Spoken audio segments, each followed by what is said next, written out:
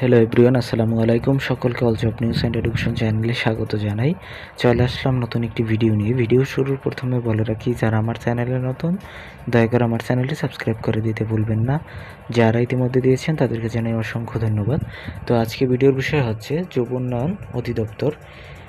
দেখেন, এখানে কিন্তু আপনারা ইতিমধ্যে জেনেছেন যে অফিস সহায়ক পরীক্ষা যেটা প্রথম প্রকাশ হয়েছিল 2020 সালে। তো ওই রিসার্কুলারটা কিন্তু আবার এই কিছুদিন পূর্বে আবার প্রকাশিত হয়েছে। তো এই পদের আবেদন কিন্তু ইতিমধ্যে শেষ হয়েছে।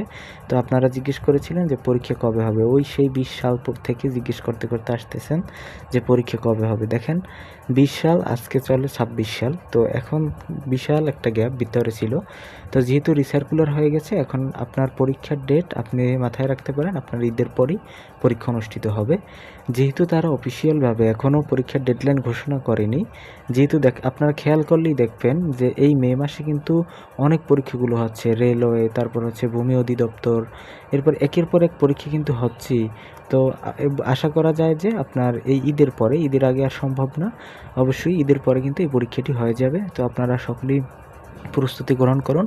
আরেকটি পদ ছিল যে সহকারী যুব উন্নয়ন কর্মকর্তা, তো একই সাথে কিন্তু এই পরীক্ষাটা পাশাপাশি ডেটে হয়ে যাবে। তো আপনারা অবশ্যই কিন্তু প্রস্তুতি গ্রহণ করতে হবে। আপনার যদি পূর্ণাঙ্গ প্রস্তুতি না থাকে তাহলে কিন্তু, যেহেতু ঢাকা গিয়ে আপনার পরীক্ষা দিতে হবে, তো অনেকে আছেন অনেক দূর থেকে জার্নি করে ঢাকা যাবেন। তো আমি আশা করি আপনার প্রস্তুতি যদি পূর্ণাঙ্গ না থাকে তাহলে আপনার ঢাকা যাওয়া আসা এই খরচটাই হচ্ছে বৃথা। তো আশা করি আপনারা বুঝতে পারছেন। এই ছিল আজকের ভিডিও, দেখা হবে পরবর্তী ভিডিওতে।